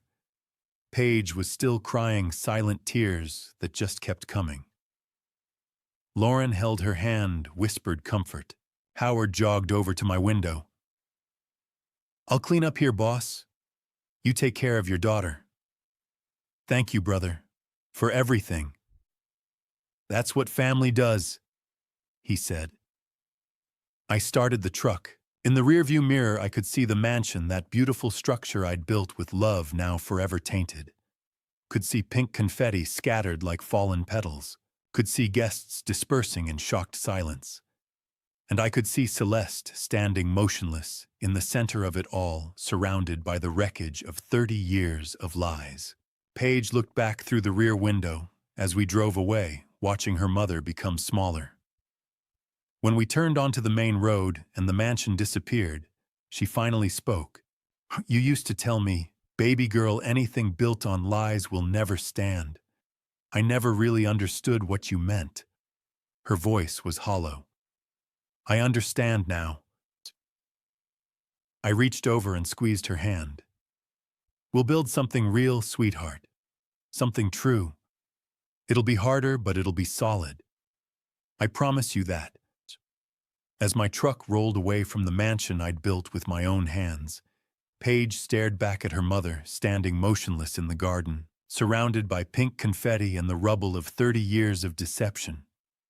And for the first time in her life, Paige understood what I'd always said, anything built on lies will never stand. That evening, I brought Paige to my modest house, the small place I'd lived before building anything for Celeste, the one that had always been mine alone. It wasn't much, a 3-bedroom Craftsman in Donaldson I'd bought 35 years ago when I was just starting out. The mortgage had been paid off for 20 years. Celeste had never wanted to live here, said it was too small, too working class. She'd pushed for the house in Green Hills, the one with the right address and the right neighbors. This place had become my workshop storage, my retreat when I needed quiet. Now it would be Paige's sanctuary. Lauren helped me get her settled in the guest room, the room that still had some of Paige's childhood things in boxes in the closet. I made tea while Lauren found blankets and pillows, creating a nest of comfort around my devastated daughter. Paige sat on the bed, still in her maternity dress, from the party pink confetti stuck in her hair. She hadn't said much during the drive, just cried quietly, one hand on her belly, staring out the window at a world that no longer made sense. Dad! She finally said, her voice hoarse. Why didn't you tell me sooner when you first found out? I sat down beside her, careful not to crowd her. I wanted to, baby girl. Every day I wanted to pull you aside and tell you everything. But Leonard, my lawyer, he said I needed evidence first. Solid, documented evidence that couldn't be denied or explained away. You thought I wouldn't believe you. I thought Preston might convince you I was crazy, jealous, making things up. I took her hand, and I needed to make sure you weren't alone with him when you found out. Men who are desperate do desperate things, sweetheart. I couldn't risk your safety. Paige's other hand moved protectively over her belly. The baby. Dad, what if it's not even his? The question she'd screamed at Preston in the garden, the one he couldn't answer. The terrible uncertainty that would haunt her for weeks to come. We'll do a paternity test, I said gently. After she's born, when it's safe. But Paige listened to me. I waited until she looked at me. That baby is innocent. Whatever Preston did, whatever lies he told that little girl, didn't ask for any of this. She's your daughter. She's my granddaughter. That's all that matters. Paige's face crumpled. What if I can't love her? What if every time I look at her, I see him? You will love her, Lauren said softly from the doorway. Because you're not them. You're you, and you have more love in your little finger than your mother and Preston have in their entire bodies combined. I left them talking, went to make more tea. While the kettle heated, I stood in my small kitchen and let myself feel the exhaustion I'd been holding at bay. 2 weeks of investigation, surveillance, preparation. The party, the revelation, the confrontation. Getting Paige out safely. Now came the next battle, the legal one. The next morning, Tuesday, Leonard Parrish arrived at 8 a.m. sharp.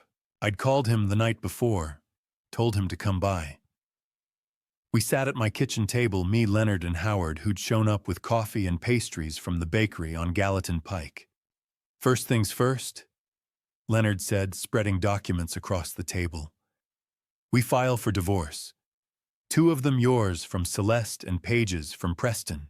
We do it simultaneously based on adultery and fraud. How fast can this happen? I asked. In Tennessee, there's a 60-day waiting period for divorce. But we can file for legal separation immediately, which protects assets and establishes living arrangements.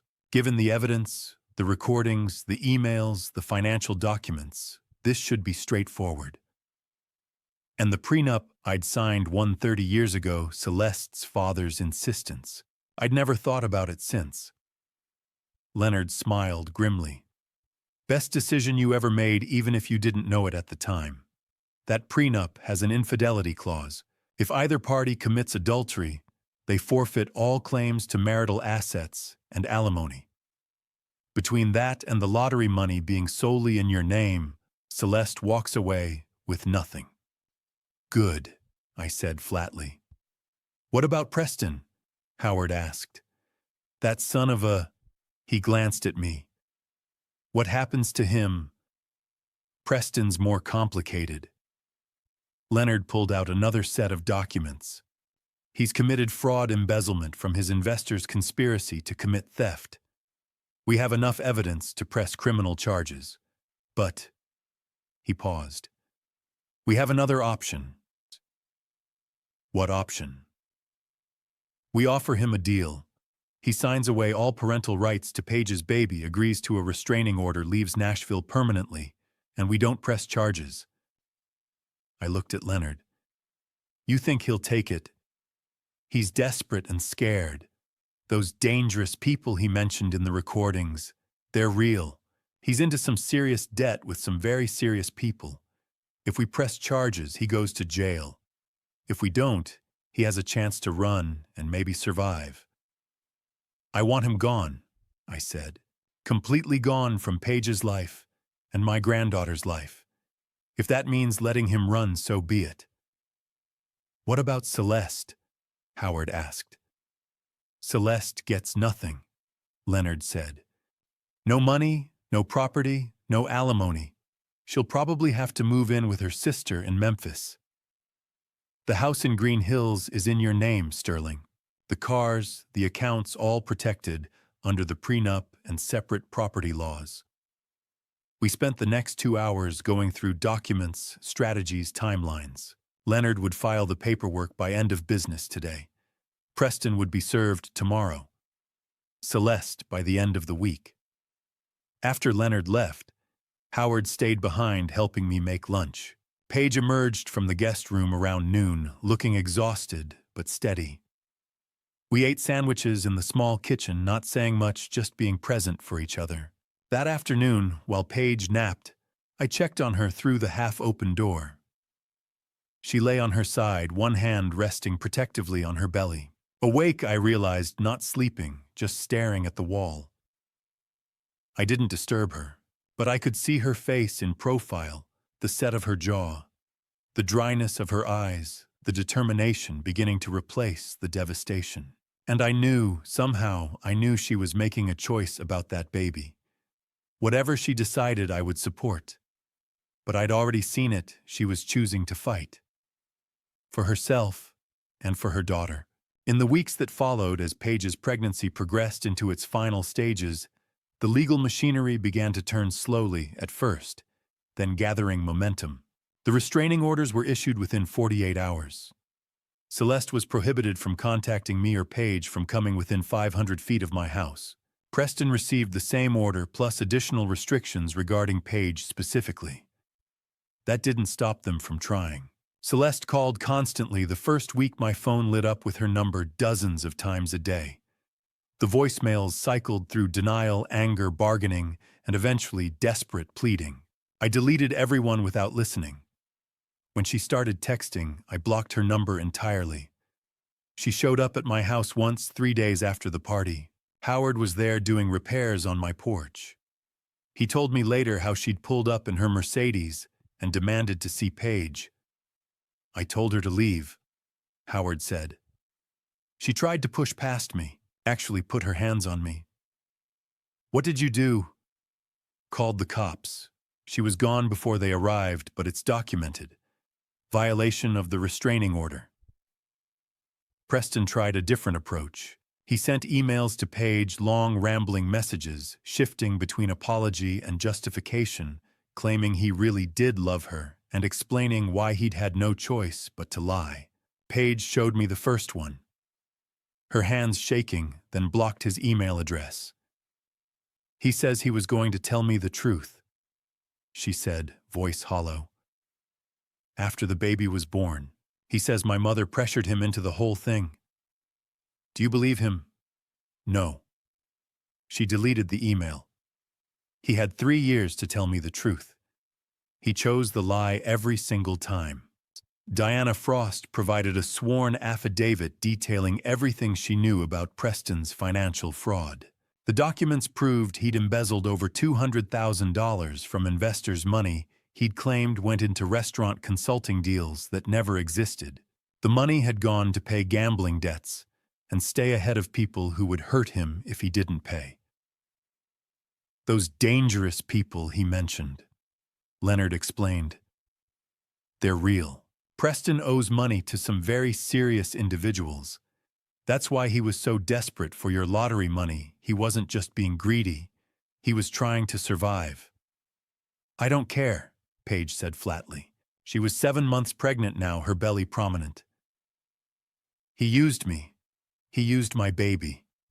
He can deal with his own consequences. The divorce proceedings moved faster than I expected. The evidence was overwhelming: recordings, emails, financial documents, witness statements. Celeste's lawyer advised her to settle rather than fight. Preston's lawyer did the same, especially once we made it clear we could press criminal charges if he didn't cooperate. 10 weeks after the gender reveal party, Leonard called with news. They're both agreeing to settlements, he said. Celeste signs away all claims to marital assets in exchange for us not pursuing conspiracy to commit fraud charges. She also agrees to leave Tennessee permanently. And Preston signs away all parental rights to Paige's baby in exchange for us not pressing embezzlement and fraud charges. He also agrees to leave Nashville, maintain no contact with Paige, and essentially disappear from your lives completely. I looked at Paige, who was listening on speakerphone. She nodded slowly. Do it, I said. Get it in writing, get it legally binding, and get them out of our lives. The final hearings were scheduled for late September, when Paige would be about 8 months pregnant. I also made another decision during those weeks. The Belle Meade Mansion, that beautiful structure I'd built with such pride, I couldn't keep it. Couldn't give it to Paige when every room would remind her of betrayal. Couldn't sell it for profit when it represented such pain. So I donated it. Called up Haven House, a Nashville organization that provided shelter for women escaping domestic violence. Signed over the deed, the whole property, everything. Are you sure? The director asked, stunned. Mr. Wade, this property is worth millions. I'm sure, I said. Turn it into something good. Help women who need a safe place to rebuild their lives. That's what it was supposed to be in the first place. The media picked up the story.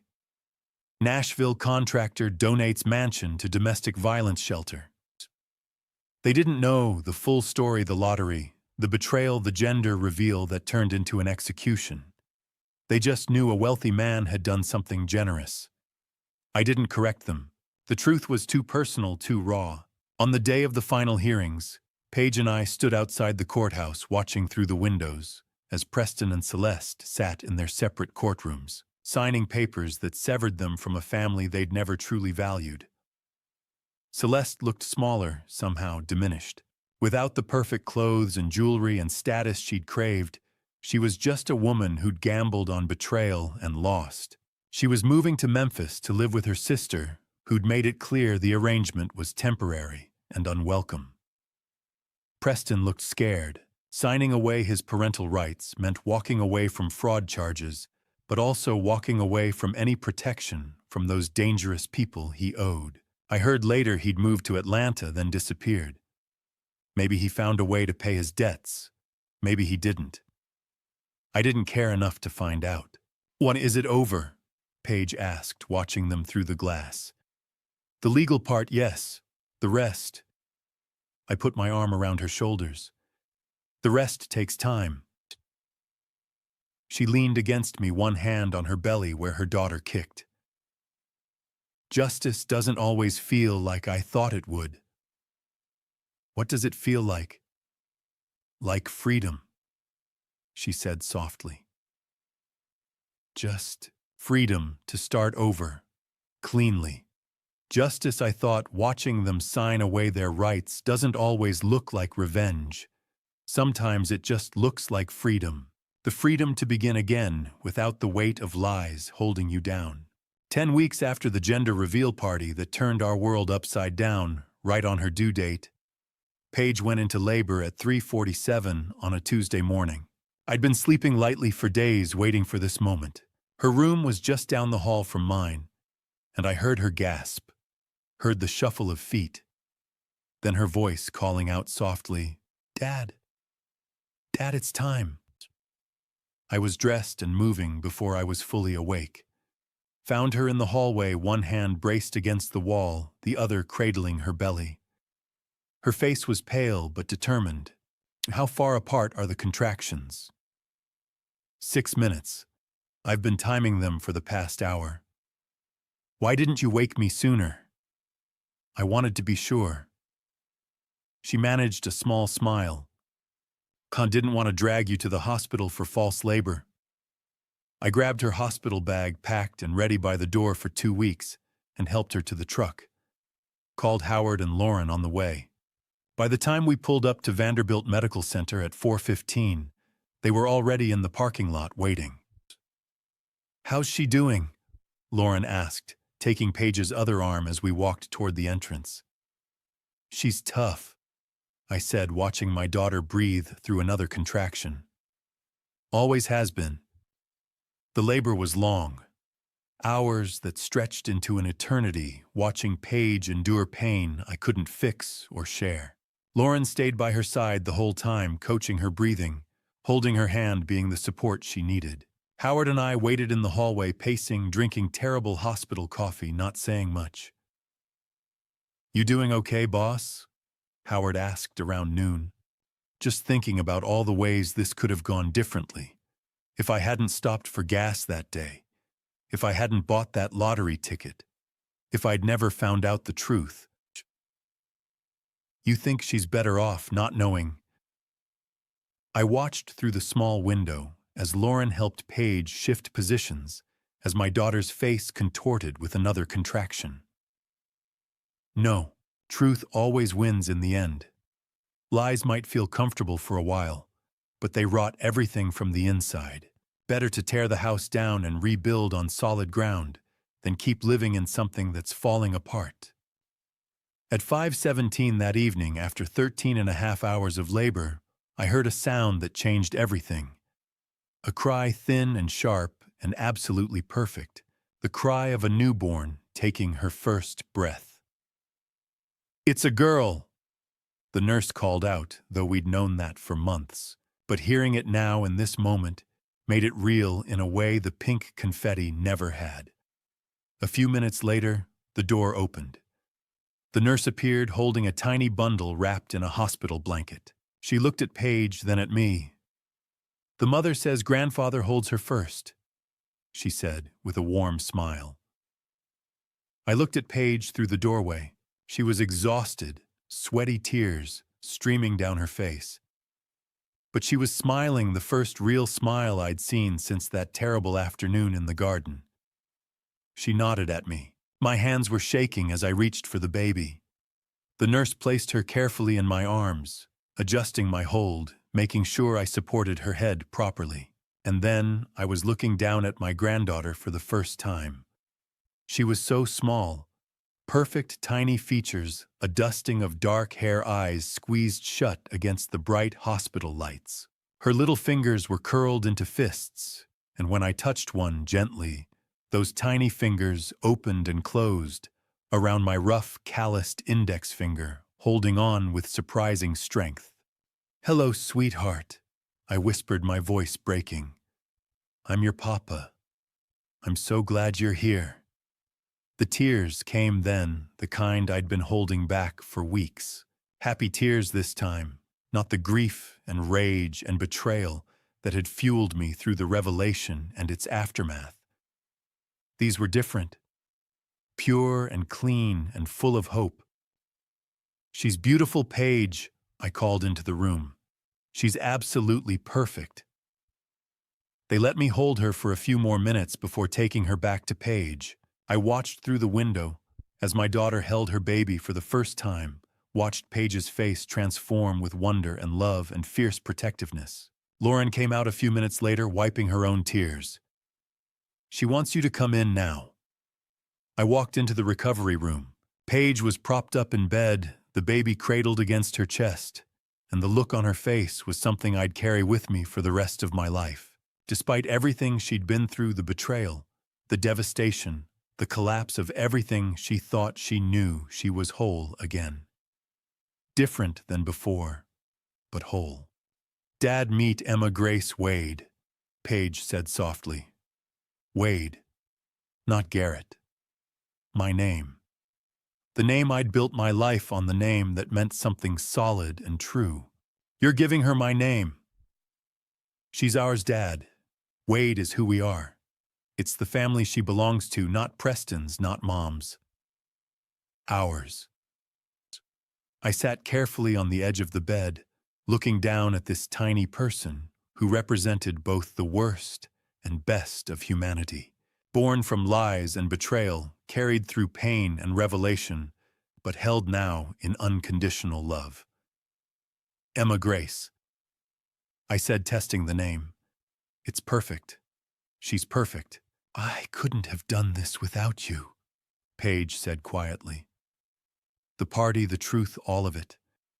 I know it was hard choosing to hurt me in the short term to protect me in the long term, but you saved me, Dad. You saved both of us." I couldn't speak past the lump in my throat. Just reached out and gently touched Emma's tiny hand, marveled at how something so small could be so complete. That night, after Paige and Emma were settled, after the visitors had gone and the hospital had quieted for the evening, I stood at the nursery window looking at my granddaughter through the glass. She lay in her bassinet, swaddled tight, sleeping peacefully, while monitors tracked her tiny heartbeat. Born from betrayal, carried through pain, but embraced now in unconditional love. And I understood, looking at her, that this was the construction project that would outlast everything else I'd ever built.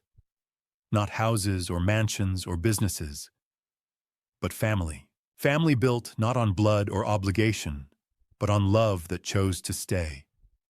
Love that chose truth over comfortable lies. Love that rebuilt on solid ground instead of settling for a beautiful facade. Emma Grace Wade, my granddaughter, my legacy, the best thing I never planned to build. 6 months after Emma was born, I woke to the sound I'd grown to love most in this world, her babbling through the baby monitor, my favorite alarm clock. 5:30 a.m., same as always. But instead of heading straight to a job site like I'd done for 40 years, I padded down the hall to the nursery. Paige's old bedroom transformed with a crib Howard had helped me build. Walls painted soft yellow curtains Paige had sewn herself during her 3rd trimester. Emma was standing in her crib, holding onto the rails, bouncing on chubby legs that were getting stronger every day. When she saw me, her whole face lit up. Papa. Not quite clear yet, more like Baba, but close enough to make my heart swell every single time. "Good morning, sunshine," I said, scooping her up. She smelled like baby shampoo and that indefinable sweetness that only infants have. "Let's go see if Mama's awake yet." Paige was already in the kitchen making coffee. At 6 months postpartum, she looked more like herself. Not the girl she'd been before Preston, but someone stronger, more certain. Her hair was pulled back in a messy bun, she wore yoga pants, and one of my old construction company t-shirts, and she'd never looked more beautiful. "Morning, Dad," she said, taking Emma from me and settling her in the high chair. "Sleep okay?" "Like a rock. You come?" Emma only woke up once. "We're getting there." She started preparing Emma's breakfast, mashed banana and oatmeal. "I have a potential client call at 10. The interior design consultation I told you about." After Emma was born, Paige had started slowly rebuilding her professional life. Not going back to her old job, too many memories, too many people who knew about Preston, but starting something new. Interior design consulting, working from home, building a business on her own terms. "That's the couple in Brentwood." "Yeah, they want help with their nursery." She smiled a little sadly. Ironic, right? But I figured I learned a lot about what matters in a nursery. Might as well help other people get it right. Over breakfast, Emma in her high chair making a cheerful mess, Paige drinking coffee, me reading the paper. I thought about how different our life looked now compared to 6 months ago. How different it looked compared to the life I'd imagined 30 years ago when I married Celeste. The lottery money had been distributed exactly as I'd planned, just with different beneficiaries. $50 million went into an irrevocable trust for Emma, accessible when she turned 25. Enough to give her security without robbing her of ambition. $30 million went to various charities. Haven House got the largest chunk along with the mansion. The remaining $20 million was split between me and Paige, though most of mine went into growing Wade Construction and securing retirement. We weren't flashy rich. We didn't move to a bigger house or buy luxury cars. Paige drove a sensible Honda SUV, safe and practical for a baby. I still had my truck, though I'd finally replaced the one with 300,000 miles on it.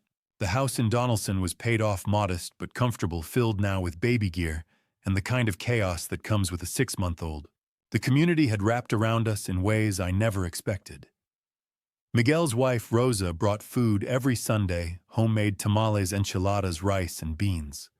For the new mama, she'd say, refusing to take no for an answer. Barbara Sullivan came by every Tuesday to watch Emma while Paige worked on her business plan. The construction crew had shown up one Saturday unannounced and built out the nursery, new drywall, fresh paint, custom shelving, refusing any payment. "A family takes care of family," Miguel had said, echoing my own words back to me. "And your family, Jefe." Celeste and Preston were gone. Completely, finally gone. Celeste had moved to Memphis, though I'd heard through Barbara that she'd since left Tennessee entirely somewhere out west, Phoenix maybe. She'd sent one letter about 2 months after Emma was born. I'd burned it without reading past the first line. Some doors once closed should stay that way. Preston had disappeared more completely. Last anyone heard, he'd left Atlanta in a hurry. Whether he'd settled his debts with those dangerous people or was still running, I didn't know and didn't care. He'd signed away. His rights walked away from his daughter and ceased to exist in our lives. Good riddance to both of them. That afternoon, while Emma napped and Paige was on her consultation call, I sat on the back porch with my coffee. The yard was small but well kept. Howard and I had built a playset last month ready for when Emma was old enough to use it. Paige had planted flowers along the fence, was talking about putting in a vegetable garden in the spring. Howard's truck pulled up around 2. He'd been stopping by most afternoons, helping with projects, checking on us. More than an employee or friend, he was family in the truest sense of the word. "How's my favorite niece doing?" he asked, though Emma wasn't technically his niece. "She's perfect, smart as a whip already. Definitely got her mama's brains. And her papa's stubborn streak." Paige called from inside, making us both laugh. That evening after dinner, the 3 of us sat on the porch as the sun set over Nashville. Emma was in my arms, fighting sleep but losing the battle. Paige sat beside me in the old rocking chair I'd bought when she was born, the one Celeste had insisted we replace with something more tasteful. "Dad," Paige said quietly, "are you happy? Really happy? I know this isn't the retirement you planned, helping raise your granddaughter, dealing with all my drama." "Stop," I interrupted gently. "This is exactly where I want to be. This," I gestured at Emma at the modest house at Paige beside me. "This is everything that matters. Even after everything you lost, I didn't lose anything worth keeping. I traded a big house full of lies for a small house full of truth. That's not a loss, sweetheart. That's the best deal I ever made." Emma finally fell asleep in my arms, her tiny hand curled around my finger like she'd done the day she was born.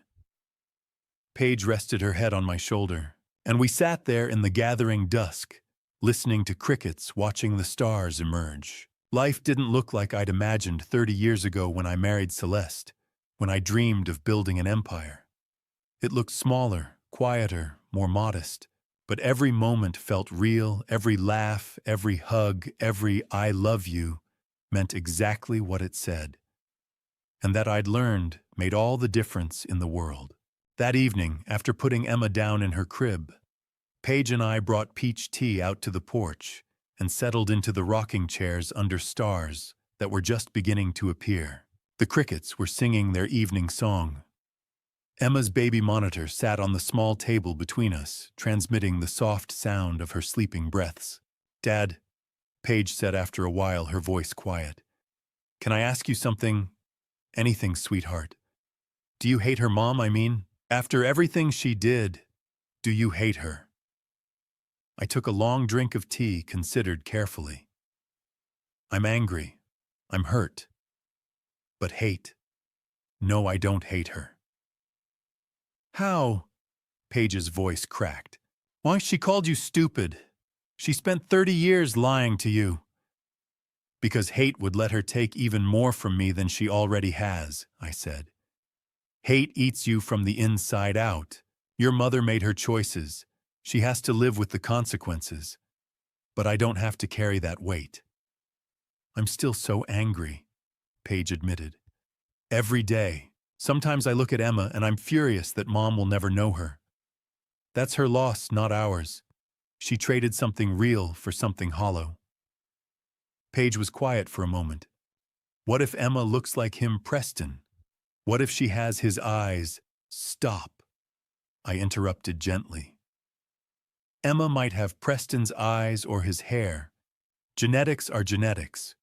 But she'll have your heart, your kindness, your strength. Love builds a family, not DNA." "You really believe that?" "I know that. Howard isn't blood, but he's more family than Celeste ever was. Barbara has been more of a mother to you these past 6 months than your actual mother was in 29 years. Family is what we choose. It's who shows up, who stays, who loves you when everything falls apart. Paige wiped her eyes. I worry that I wasted so much of your life. You could have retired, traveled. Instead, you're helping raise your granddaughter because I married the wrong man. Hey. I reached over and took her hand. Those 30 years with your mother gave me you, and you gave me Emma. If I had to go through all of it again, the lies, the betrayal, the pain to get to this moment, right here, I'd do it in a heartbeat. Really, really. You and Emma, you're worth everything. We heard Howard's truck pull up. He came around carrying a 6-pack of beer and wearing that easy grin. Room for one more on this porch. Always, I said. He settled into the third chair, handed me a beer, offered one to Paige, who declined. Emma asleep? Out cold, Paige said. She had a big day, discovered her toes. Howard laughed.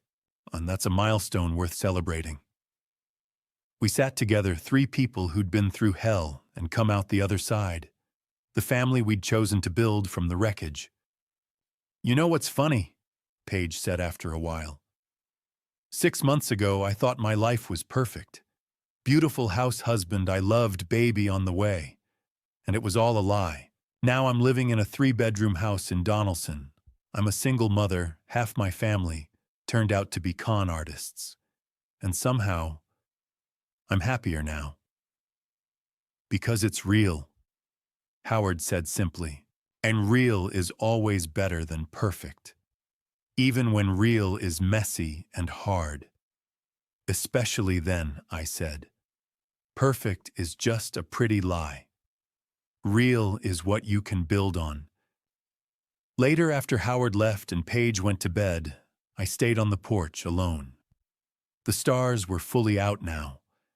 Through the baby monitor, I could hear Emma's soft breathing. I thought about the man I'd been 30 years ago, believing that success meant big houses and impressing people. I'd built all of that, and it had all been hollow underneath. Now I lived in a modest house with my daughter and granddaughter. I worked less, spent more time on this porch. My empire was smaller, quieter, invisible to anyone who measured success by square footage. But every inch of it was real. Every relationship was built on truth. Every "I love you" meant exactly what it said. I'd spent my whole life building structures that would last decades, solid foundations, straight walls, roofs that weathered every storm.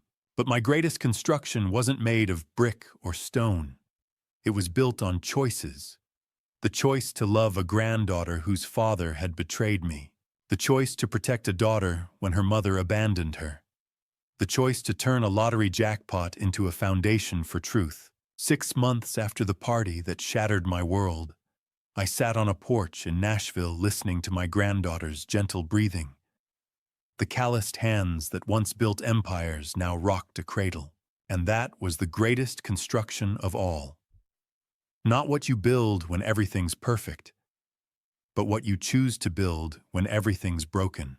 Looking back now, I can finally admit something that took me 30 years to face. I ignored the truth because I was afraid of what it would cost me. I told myself I was being loyal, patient, strong. In reality, I was choosing comfort over honesty. I overlooked the small signs, the lack of respect, the quiet contempt, the way my worth was measured only by what I could provide. I thought love meant enduring anything. I was wrong. If there is one thing I hope you learn from my family story, it's this: don't confuse sacrifice with silence. Love should never require you to shrink, to close your eyes, or to betray your own intuition. When something feels wrong for a long time, it usually is. Don't wait like I did for a dramatic moment to force the truth into the open. By then, the damage is already deep. Here's my advice: don't be like me. Don't assume time will fix what honesty refuses to face. Don't believe that working harder will earn respect from someone who never intended to give it. And don't think that loyalty means tolerating betrayal. Real loyalty protects what is right, not what is convenient. That lesson cost me my marriage, but it saved my daughter and my granddaughter. I want to be clear about something. This was never about revenge. Yes, some people call what I did dad revenge, but that word doesn't tell the full truth. What I chose was justice, not destruction. Revenge is loud, emotional, and empty. Justice is quiet, deliberate, and freeing. That distinction matters more than most people realize. Let me say this plainly, money didn't save me. Winning a fortune didn't make me strong.